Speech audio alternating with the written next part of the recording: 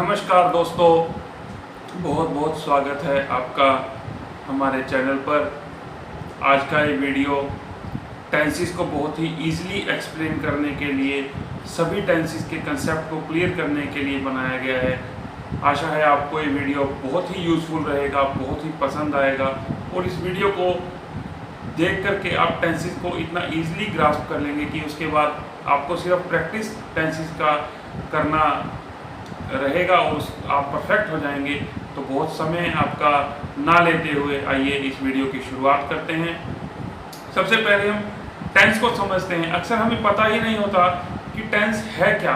देखिए, टेंस वह शब्द है, वह भाव है जो किसी एक्शन में हमें जनरल समय यानी कि किसी घड़ी के समय की या किसी कैलेंडर के समय की बात नहीं कर रहे, एक जनरल टाइम फ्रेम हमारे लाइफ का कि वो प्रेजेंट है, वो पास्ट है या वो फ्यूचर का एक्शन है, उसके बारे में हमें बताता है। उस चीज़ को हम टेंस बोलते हैं। तो ये देखिए, सबसे पहले हम और आप जानते हैं कि हम 4 तरह के टेंसेस की 3 तरह के समय में बात करते हैं। प्रेजेंट, पास्ट, फ्यूचर में हम इंडेफिनेट, कंटिन्यूस, परफेक्ट कंटिन्यूस और परफेक्ट टेंस की बात करते हैं। तो हमने इसी तरह से इस वीडियो लेक्चर को फ्रेम किया है कि पहले हम इंडेफिनेट टेंस को तीनों टाइम में प्रेजेंट, पास्ट और फ्यूचर में पढ़ेंगे और उसी तरह आगे बाकी के सभी टेंसेस को हम पढ़ेंगे। तो सबसे पहले हम इंडेफिनेट टेंस की बात करते हैं। तो इंडेफिनेट टेंस में जो समझने वाली बात यह है कि जो इंडेफिनेट टेंस है, चाहे वो प्रेजेंट हो, पास्ट हो या फ्यूचर हो, वो जनरल स्टेटमेंट्स, लाइफ के general statements, routine actions, information या फिर यूनिवर्सल ट्रूथ्स या प्लान या न्यूज़, खबरों की इस तरह की जानकारियों को, इस तरह के वाक्यों को लिखने के लिए यूज़ किया जाता है। तो इसमें जब प्रेजेंट टेंस की हम सबसे पहले बात करें तो उसकी जो पहचान है वो है कि उसके वाक्यों के अंत में ता है, ती है, ते है, इस तरह के शब्द आते हैं।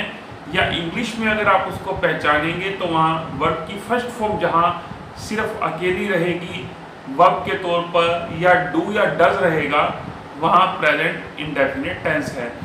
इसके स्ट्रक्चर की हम बात करें, सब्जेक्ट के साथ वर्ब की फर्स्ट फॉर्म जहाँ लगी हो वह प्रेजेंट इंडेफिनेट टेंस है।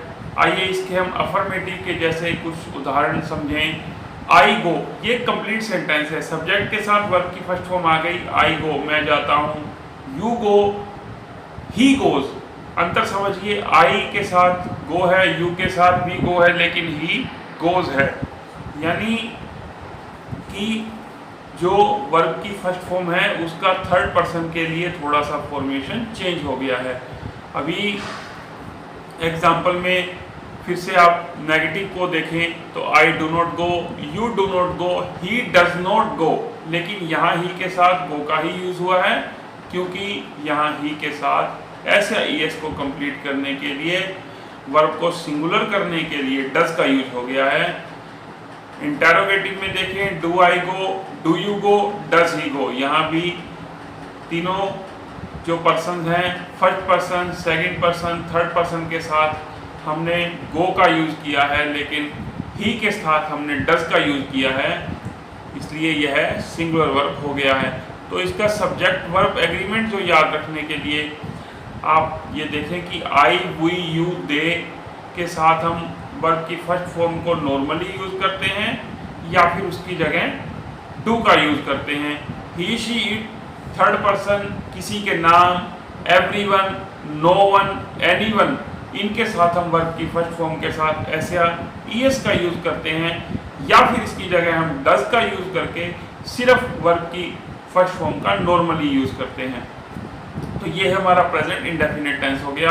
पास्ट इंडेफिनेट टेंस को देखें, इसकी पहचान है गया था, हुआ था, गई थी, गई, गया, हुआ, था, थी, इस तरह के, या फिर वर्ब की सेकंड फॉर्म या डिड जहाँ सिर्फ हो वहाँ यह टेंस रहता है।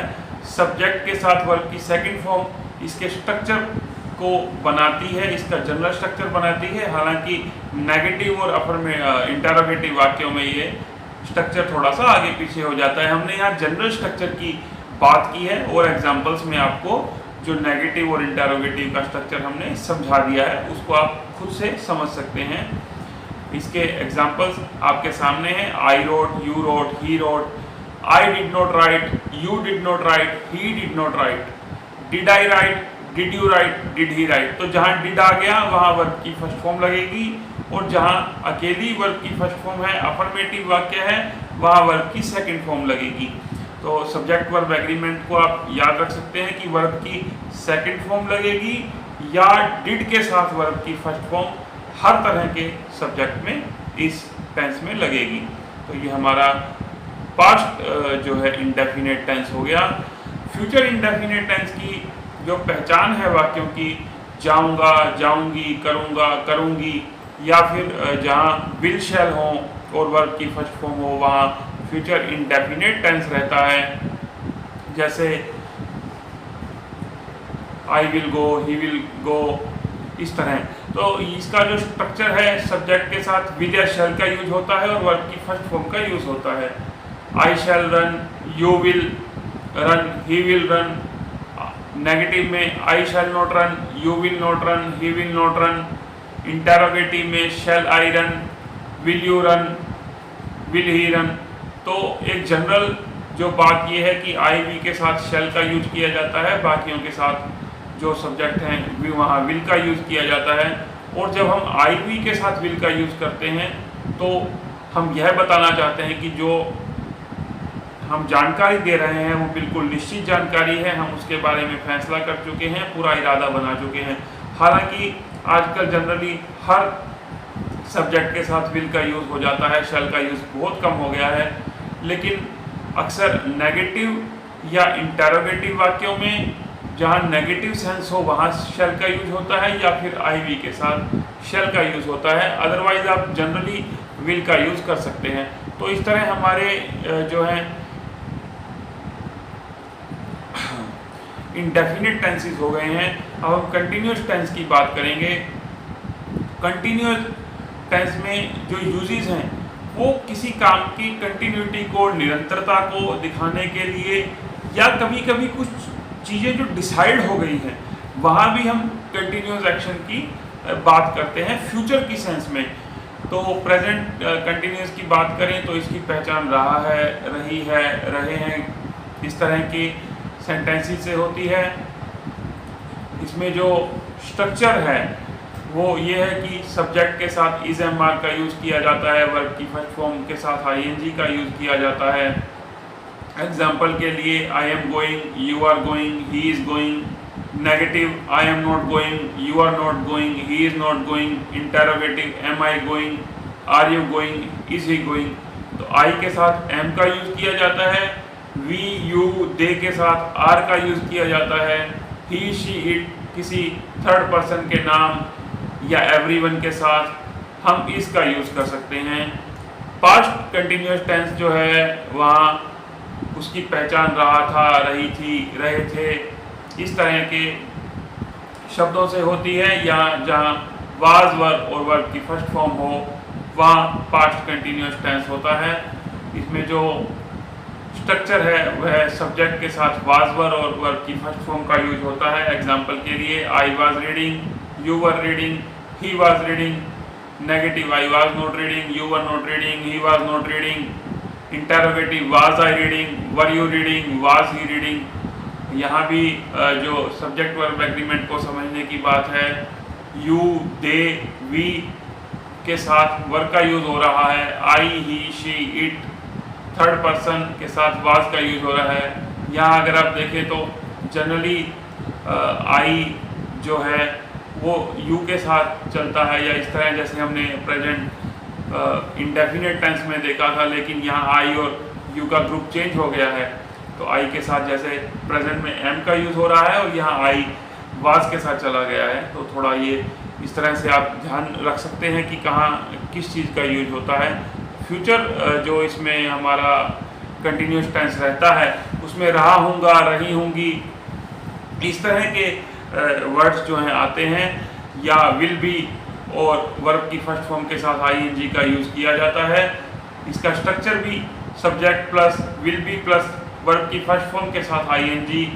उदाहरण के लिए समझें, I will be driving, you will be driving, he will be driving, और नेगेटिव में I will not be driving, you will not be driving, he will not be driving. Interrogative में will I be driving, will you be driving, will he be driving. और will भी जो है सभी subjects के साथ आप यूज़ कर सकते हैं, उसमें कोई इशू नहीं है। अगला हमारा जो है परफेक्ट टेंस है। परफेक्ट टेंस का यूज़ देखिए, परफेक्ट होना अपने आप में यानी कुछ पूर्णता है, तो इसका यूज़ भी इसी तरह पूर्ण जानकारियों के लिए, कंप्लीटेड एक्शंस के लिए, जब बिल्कुल डिसीजंस ले चुके होते हैं उन सूचनाओं के लिए, या चॉइसेस जो बन चुकी होती हैं उनके लिए, यानी जहां परफेक्ट कोई काम हो चुका है, बिल्कुल परफेक्ट इंफॉर्मेशन अवेलेबल है, वहां हम इस टेंस का यूज़ करते हैं। तो जो प्रेजेंट इसकी फॉर्म रहती है उसकी पहचान है चुका है, चुकी है, या हैज़ हैव के साथ वर्ब की थर्ड फॉर्म जहां रहेगी वहां प्रेजेंट परफेक्ट टेंस रहेगा। तो सब्जेक्ट के साथ हैज़ या हैव और वर्ब की थर्ड फॉर्म से इसका स्ट्रक्चर तैयार होता है। तो उदाहरण के लिए समझें, I have planned, you have planned, he has planned. Negative, I have not planned, you have not planned, he has not planned. Example interrogative में have I planned, have you planned, has he planned. तो इसका जो subject verb agreement है, आई, you, we, दे के साथ have का use होगा। ही, she, it या थर्ड पर्सन के साथ, किसी एक नाम के साथ, एवरीवन के साथ, नो वन के साथ, एनीवन के साथ हैज़ का यूज होगा। यहाँ समझने वाली बात यह है कि ये जो सब्जेक्ट्स के ग्रुप हैं प्रेजेंट परफेक्ट टेंस में, ये प्रेजेंट इंडेफिनिट टेंस के वाले ही हैं, सेम हैं। फ़र्क ये है कि वहाँ जो आई, यू, वी, दे था उसके साथ वर्ब की फर्स्ट फॉर्म का जनरल यूज़ हो रहा था, और he, she, it third person any name के साथ वर्ब की फर्स्ट फॉर्म के साथ एस या ई एस का यूज़ हो रहा था। तो इसमें आप देखें, हैज़ में भी एस लास्ट में है और वहाँ भी हमने एस या ई एस की बात की थी। तो यह याद रखने के लिए आपको बहुत ही आसान ट्रिक है, आप उलझेंगे नहीं। अब हम पास्ट परफेक्ट टेंस की बात करें तो चुका था, चुकी थी, चुके थे, ये इसकी पहचान है। हैड के साथ जहाँ वर्ब का थर्ड फॉर्म लगा हो पास्ट परफेक्ट टेंस होता है। इसके स्ट्रक्चर को आप ध्यान में रखें, सब्जेक्ट के बाद हैड, वर्ब की थर्ड फॉर्म, और क्लॉक या कैलेंडर टाइम कभी कभी हम इसके साथ यूज़ कर लेते हैं यानी हम टाइम का एलिमेंट इसके साथ यूज़ कर लेते हैं। जैसे आई हैड ईटन, इसका उदाहरण के लिए आप समझें, I had eaten, you had eaten, he had eaten. तो हम यहाँ लिख सकते हैं I had eaten my apple at 9 PM। इस तरह के आप ये टाइम एलिमेंट को, क्लॉक या कैलेंडर टाइम को यूज़ कर सकते हैं। I had not eaten, you had not eaten, he had not eaten, had I eaten, had you eaten, had he eaten. तो यहाँ हैड और वर्ब की थर्ड फॉर्म सभी सब्जेक्ट्स के साथ यूज़ होती है। इसका सब्जेक्ट वर्ब एग्रीमेंट याद रखना कोई मुश्किल नहीं है। अब हम फ्यूचर परफेक्ट टेंस की बात करेंगे तो इसमें चुका हूँगा, चुकी होंगी, चुका होगा, इस तरह से इसकी पहचान है। विल हैव के साथ वर्ब की थर्ड फॉर्म जहाँ हो वह इसकी पहचान है। इसका स्ट्रक्चर है सब्जेक्ट के साथ विल हैव, वर्ब की थर्ड फॉर्म और क्लॉक या कैलेंडर टाइम। आपने देखा हमने इसके पास्ट परफेक्ट के और फ्यूचर परफेक्ट के साथ कैलेंडर या क्लॉक टाइम के एलिमेंट को जोड़ा है, प्रेजेंट में नहीं जोड़ा, क्योंकि अक्सर प्रेजेंट में जो जानकारी दी जाती है वो बहुत ही रीसेंट जानकारी होती है, उसमें इसलिए जोड़ने की जरूरत नहीं पड़ती क्योंकि टेंस का जो सेंस है सेंटेंस का वो क्लियर कर देता है कि काम कब हुआ है। लेकिन फ्यूचर या पास्ट में क्योंकि एक्शन को हुए काफ़ी या तो समय बीत गया है या वो फ्यूचर में होगा, तो उसके लिए हम टाइम को पार्टिकुलरली बताना ज़रूरी है। इसलिए जो पास्ट परफेक्ट या फ्यूचर परफेक्ट है वहाँ टाइम का एलिमेंट यानी क्लॉक या कैलेंडर टाइम, क्लॉक टाइम जैसे 9 PM, 1 PM, 2 PM या calendar time last month, last year, इस तरह का हमें एलिमेंट बताना पड़ता है। इसलिए हमने पास्ट और फ्यूचर में आपको एक क्लियर बताया है। अक्सर स्ट्रक्चर में इस तरह का जो टाइम बता करके नहीं समझा जाता, लेकिन हमने बिल्कुल क्लियर करने के लिए, आपको चीज़ें आसान बनाने के लिए ये वीडियो बनाई है, और एक ही वीडियो में आपको टेंसेस समझ में आएंगे। आप इस वीडियो को बार बार देखेंगे तो ये आपको बहुत इजी लगने लगेंगे। आइए हम इसके कुछ फ्यूचर परफेक्ट टेंस के उदाहरण की बात करें। अफर्मेटिव में I will have completed my homework by 9 PM, यानी कि मैं 9 बजे तक अपना काम ख़त्म कर चुका हूँगा। You will have completed homework by 9 PM, he will have completed homework by 9 PM। Negative में इसमें I will not have completed my homework by 9 PM, you will not have completed homework by 9 PM, he will not have completed homework by 9 PM। Interrogative में will I have completed my homework by 9 PM, will you have completed homework by 9 PM, will he have completed homework by 9 PM। तो यहाँ will है और verb की third form जो है सभी subjects के साथ आएगी। ध्यान रखने वाली बात यह है कि जहाँ हैज़ हैव हैड हैं वहाँ वर्ब की थर्ड फॉर्म का यूज़ हो रहा है। मैं ध्यान रहे हैज़ हैव की अकेले की बात कर रहा हूँ, इसके साथ बीन की बात नहीं कर रहा हूँ। वर्ब की थर्ड फॉर्म जो है जहाँ हैज़ हैव या हैड आ जाएं, आप ध्यान रखें उनके तुरंत बाद वर्ब की थर्ड फॉर्म का यूज़ होता है। ये टिप्स आप याद रखें, आपको एग्ज़ाम्स में या सेंटेंसेस लिखते हुए बहुत काम आएंगे। अब हम परफेक्ट कंटिन्यूअस टेंस की बात करेंगे। इसके जो देखिए यूजेस हैं, ऐसे एक्शंस जो एक किसी विशेष समय तक चलते रहे हों या किसी विशेष समय से चल रहे हों या किसी विशेष टाइम में वो कंटिन्यू रहेंगे, इस तरह के एक्शंस को बताने के लिए हम परफेक्ट कंटिन्यूअस टेंस का यूज़ करते हैं। तो दोस्तों, इसका जो प्रेजेंट परफेक्ट कंटिन्यूअस फॉर्म है, इसकी जो पहचान है, से करता रहा हूँ, से करती रही हूँ, या हैव बीन के साथ जहाँ वर्ब की फर्स्ट फॉर्म आए, हैज़ बीन या हैव बीन के साथ, या हैज़ बीन, ये हैव बीन सिर्फ एक सेंस को समझाने के लिए बताया गया है। स्ट्रक्चर में आप देखें, सब्जेक्ट के बाद हैज़ या हैव बीन और वर्ब की फर्स्ट फॉर्म, और फॉर या सिंस के लिए यूजेस किस तरह होंगे उसके लिए हमारा सेपरेट वीडियो है, लिंक मैं आपको डिस्क्रिप्शन में दे दूंगा, वहां जाकर के आप फॉर या सिंस के यूजेस को समझ सकते हैं। एग्जाम में बहुत सारे क्वेश्चंस फॉर या सिंस से आते हैं, आपको वो वीडियो देख करके बहुत ही हेल्प मिलेगी। तो अफर्मेटिव में इसके जो एग्जाम्पल हैं, I have been reading since morning, मैं सुबह से पढ़ता रहा हूँ। You have been reading since morning, तुम दोपहर से पढ़ते रहे हो। He has been reading since morning. I have not been reading for 2 days. You have not been reading for 2 days. He has not been reading for 2 days. तो since morning point of time के लिए since का use किया जाता है, for 2 days period of time के लिए for का यूज किया जाता है।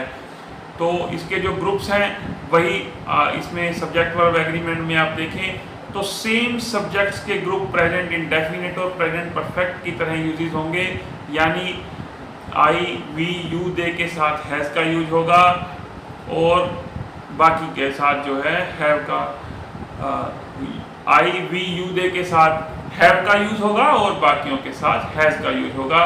यानी याद रखें कि जैसे प्रेजेंट इंडेफिनिट में he she it any name third person के साथ ऐसे आई एस का यूज हो रहा था, तो हैज़ के बाद में भी एस है, उन्हीं के साथ हैज़ का यूज होगा। ये टिप और ट्रिक आप याद रखें। तो दोस्तों, हम जैसे मैंने बताया, आप फोर सिंस के यूज़ के लिए हमारा सेपरेट वीडियो देख सकते हैं।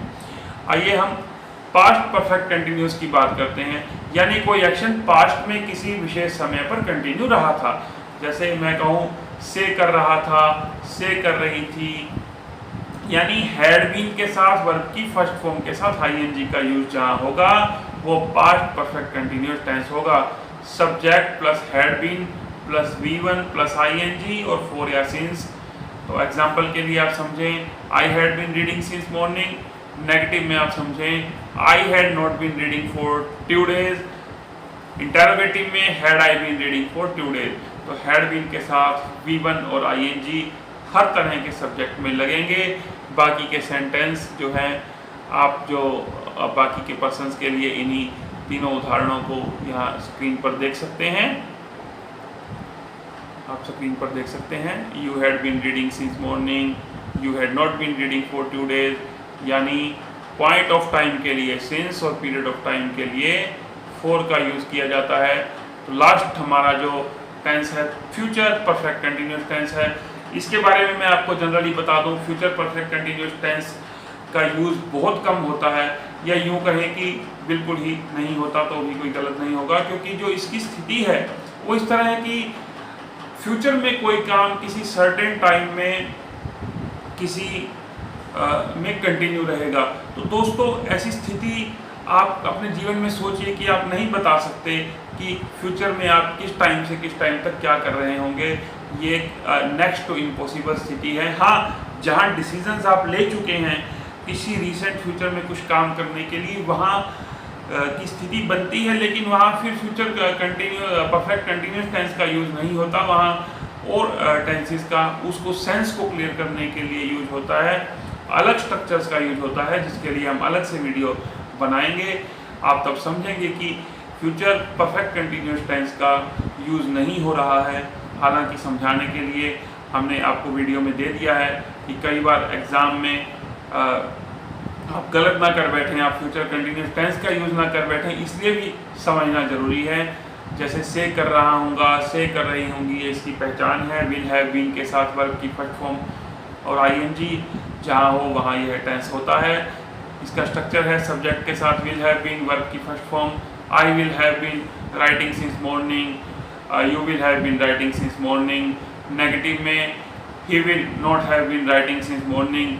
बाकी के सेंटेंसेस आप जो हैं स्क्रीन पर देख सकते हैं। वीडियो बहुत लंबा हो जाएगा, इसलिए मैं सेम स्ट्रक्चर के सेंटेंसेस को सिर्फ पर्सन चेंज करके रिपीट नहीं करना चाहता। वैसे भी इसका यूज़ नहीं है ज़्यादा। विल हैव बीन वी और वर्ब की फर्स्ट फॉर्म के साथ सभी सब्जेक्ट्स के लिए फ्यूचर जो है हमारे परफेक्ट कंटिन्यूस टेंस का यूज होता है। यहाँ मैंने लिख दिया है कि this tense is not used very much और can say at all because such situations in life least happen, यानी ऐसी स्थितियाँ बहुत कम बनती हैं या बहुत ही ये रेयर स्थितियाँ हैं, और जनरली बाकी टेंसेस का यूज उस तरह के एक्शंस को और सेंस को क्लियर करने के लिए हो जाता है। तो दोस्तों वीडियो को यहाँ तक देखने के लिए आपका बहुत बहुत धन्यवाद। और एक नोट करने वाली कुछ चीज़ें टेंसेस में ये हैं कि टेंसेस रिजिड नहीं होते, हमें सेंस को, एक्शन की सेंस को अंडरस्टैंड करना है और फिर उसका यूज़ करना है। तो दोस्तों आप इसको समझने के लिए ज़्यादा से ज़्यादा प्रैक्टिस करें, और वीडियो को यहाँ तक देखने के लिए बहुत बहुत धन्यवाद। आपका दिन शुभ हो। वीडियो आपको अच्छा लगा हो तो इसे लाइक करें, अपने दोस्तों के साथ शेयर करें, और ऐसी वीडियोस देखने के लिए चैनल को सब्सक्राइब करें। धन्यवाद।